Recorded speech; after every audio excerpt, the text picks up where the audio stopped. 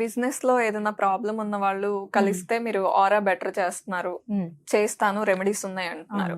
If in case ముందే మేము ఈ బిజినెస్ చేస్తాము అనుకుని డౌట్ లో ఉండి మీ దగ్గరకు వస్తే ఆ బిజినెస్ వాళ్ళకి సూటబుల్ అవుతుందా కాదా అని ఆరా స్క్రీనింగ్ తో మీరు డిసైడ్ చేయగలరా? తప్పకుండా తెలుసుకోవచ్చు అండి.